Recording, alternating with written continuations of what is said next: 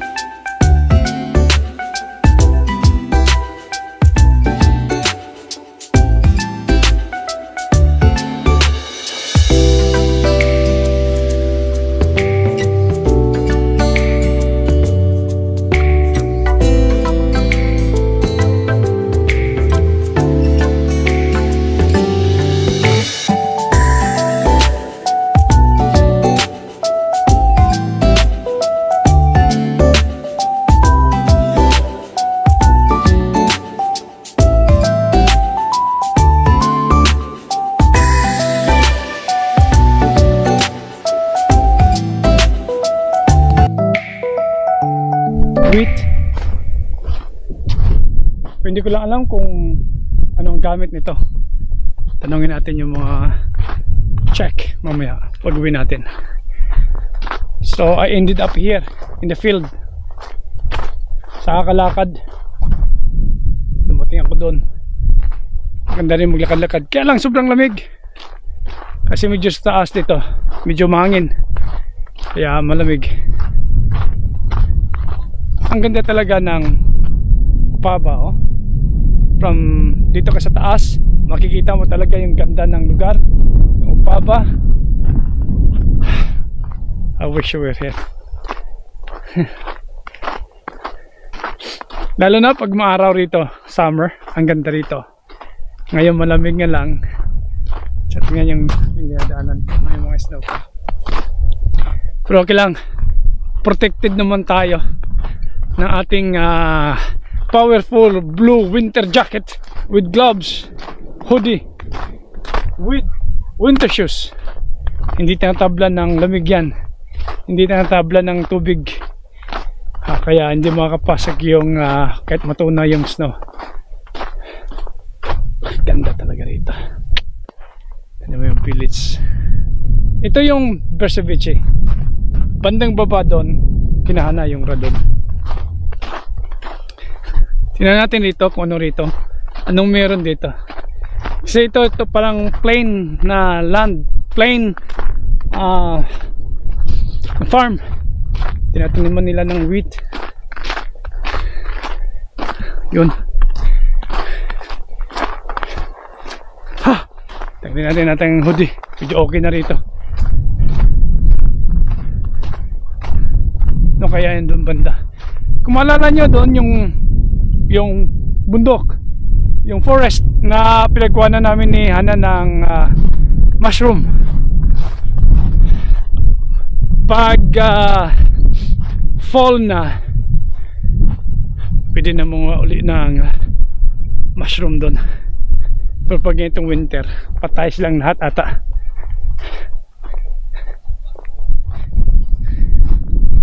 Ito yung munting chapel nila rito. Naipakita ko na ito minsan. Na chapel na parang pagbukas, parang dalawang tao, isang tao lang ata makapasok dito.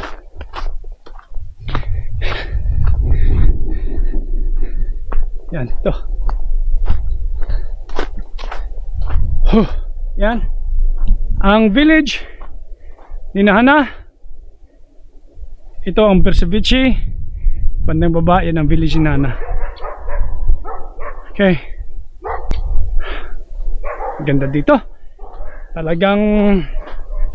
Pag summer, pag binata ka, dito mo dalhin i-date yung girlfriend mo, para habang nakaupo kayo dyan ay tanaw nyo ang city of Upaba, yung town ng Upaba, yung village. Dito kami palagi pumupunta noon ni Hana nung bata-bata pa tayo. So punta tayo doon pababa. So tingnan natin kung saan tayo dadalhin itong pababa. Oh, tignan nyo, meron pang duck. Parang goose ata yan eh. Okay. Op. Kasi ito pababa na to, papunta doon uphill. Kaya hangak si Japit Boy. So dyan naman, malala nyo, yun dyan kami nagpalipad ni Hana at Sofia ng Saranggola. At tingnan natin kung saan ito dadalhin. Alam ko na to. Ito. Parang konto pag summer. Yan. Pag summer, parang bar yan na pag pupunta ka rito, pwede kang uminom ng beer dyan. Bukas ito pag summer, tuwing tanghali hanggang gabi. Ito, alam ko na to. Ito yung sinasabi niya na bukas ito pag summer, tanghali gabi, para pwede kang mamasyal dito, manood ng ganda ng view at paupo-upo dyan. Yan, order ka ng beer dyan Nagdadala siya ng boat dito. Diba? Ganda. Yan. Eh ngayon, winter. Walang tao. Yan. Maganda dito. Pili kang upo dito. Aha. Yan lang pag summer. Para mainit. Punong kahoy. Magdadahon na to pag summer eh. Pag spring na, magdadahon na yan. Itong mga punong kahoy. At bukas to from tanghali. Tapos pwede kang umorder dyan ng inumin. Pagkain na rin. Pwede kang umupo rito. Okay. So punta tayo doon pababa. Para makita talaga natin yung view. Ang ganda ng Radon. Isa ito sa pinakamagandang village na nakita ko rito sa Upaba. Kasi yung Radon, mayroon din silang sariling castle. Ganda doon. Yung castle. Aha. Diba? Ganda ng castle nila ng Radon dyan. So itong Radon talaga, parang tourist na village ito kasi nga dahil sa park.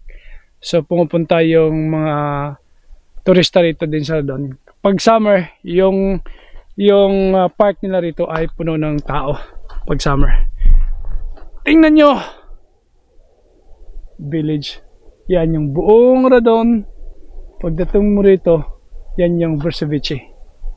Yan Upaba, banda doon Ostrava. Saan ka pa? Kaya kung tanongin nyo si Japit Boy, bakit umalis ako sa England, ito yung rason. But still, you know, people don't have really contentment in life. Sometimes you look for something that you don't have. Pero as you age, as you grow old, what could you ask for more? Simple life. As long as you're able to bring food in the table for your family, for yourself, yung medical healthcare, walang problema, kaya naman bayaran yearly. So ano mang mangyari sa'yo, wala ka talagang alalahanin kasi since you pay insurance, covered na lahat doon. So tingnan nyo sa gitna, may naglalakad. Hindi ko lang alam kung kita niyo, may naglalakad na kasama niya yung kanyang aso. So I think let's go down and see the beauty of the village.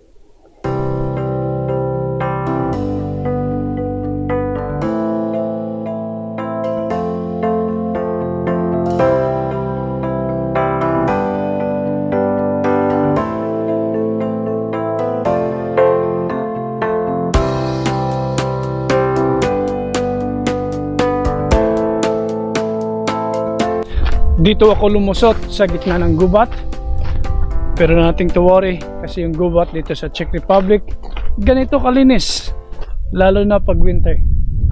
Wala nang dahon yung mga puno, wala nang mushroom pero malinis yung kanilang gubat. So nothing to worry, wala yung mga sinasabing delikadong ahas, baboy ramo lang at saka wild deer.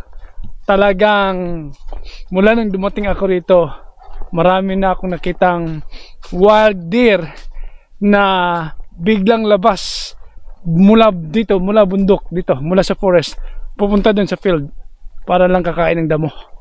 Maraming beses na. Sana huwag tayong matsyempuan ng wild deer dito.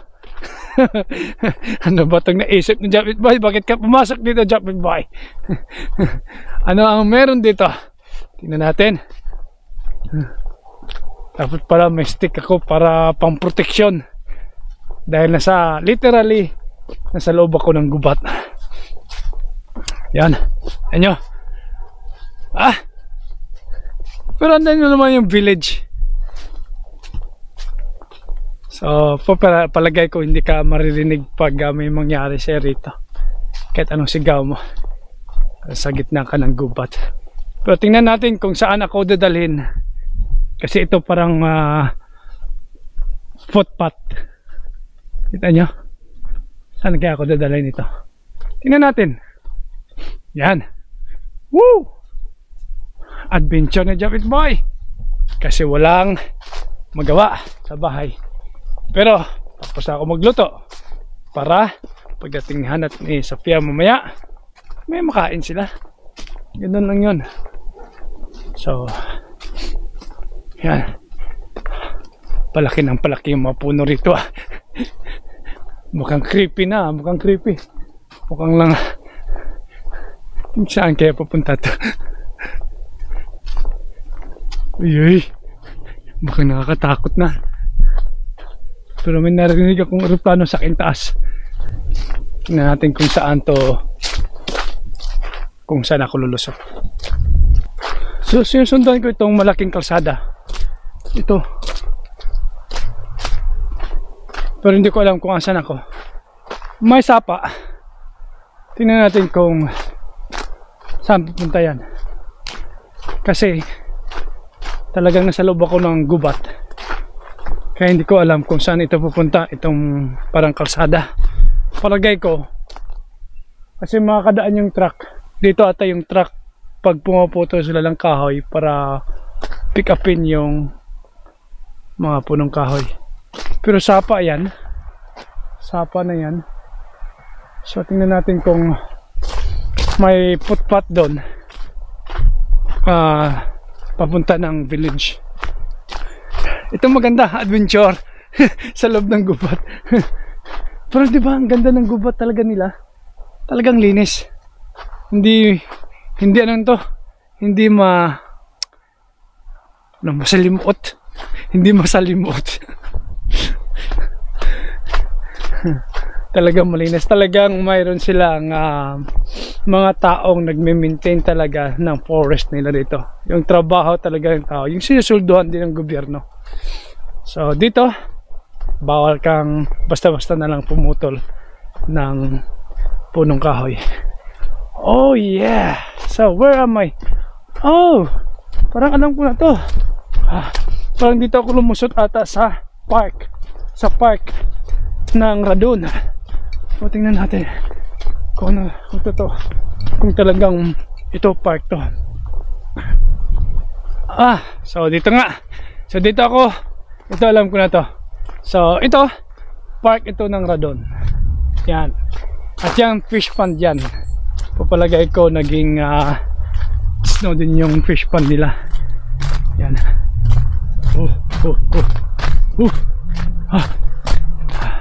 Yan, sapa. Ito, papunta na yan ng village. So, nakapag-jogging na ako dito minsan. So, tingnan natin kung ano yung itsura ng sapa. Siguradong lamig niyan. Wala akong may makitang isda. Walang isda. Ayun ang fish pond.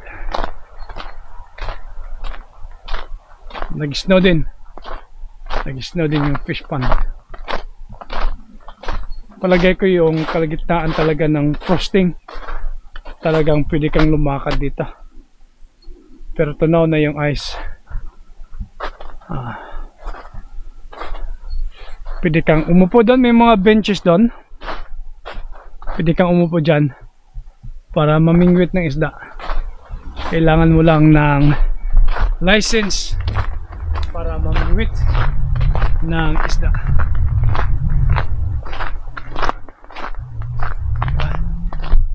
Nag-ice na rin yung fish pond. Okay, so hindi tayo naligaw. At sinundan ko lang yung malaking parang daanan ng truck. At dito nga ako napadpad sa park ng Radon. Patay na kaya yung mga isda dyan? O buhay pa rin? Okay. So tuloy-tuloy lang tayo ng lakad. Ikot tayo. At punta tayo doon sa pub. Inom tayo ng beer doon sa pub. Tingnan natin kung bukas yung pub nila ng park. yung pub ng park. Tingnan natin kung open. Kaya lang tanghaling tapat. Tanghali na mag alas 12 na ata ng tanghali Yan. Talagang nag-ice yung lake. Subukan natin kung talagang matigas. Baka mamaya mahulog ako rito. Patay ka, Japit Boy. Ito, gamit lang tayo ng pag ako dalas ito, malalim pa naman to. Naghahanap pa talaga ng sakit sa ulo, Japit Boy. Talagang nag-snow, nag-snow, nag-ice. Dito kasi mababa rito, mababa. Ito. Talagang ice, ice, kaya lang malambot na kasi 2 araw nang uminit yan. Pero siguro nung kasagsagan ng pag-i-snow, talagang pwede kang maglakad dito at mag-ice skating. Okay, so dito tayo lumusot sa Radon Castle. Walang tao, sarado, tahimik. Sarap sana naman siya sa loob para makita natin kung anong meron sa loob. Nakapasok na ako dyan isang beses, 10 years ago, kung hindi ako magkamali. Matagal na yan. Kaya ngayon sarado. Akala ko pag Monday to Friday at least nag-open sila, pero wala, sarado. Tara na. Wait, kaya sarado itong castle palagi. May mga certain days na siguro talagang binubuksan nila. So, castle, Radon, at yung malaking fish pond nila dito sa baba. Okay, I think punta natin yung pub nila kung open. Sobrang lamig. Kahit may araw, ang lamig. Buti na lang dala ko yung gloves ko, kung hindi mag-frozen yung aking kamay. Ahoy!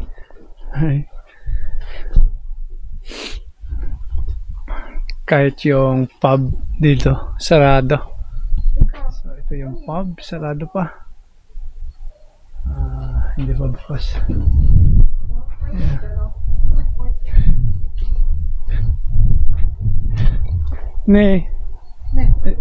It's close.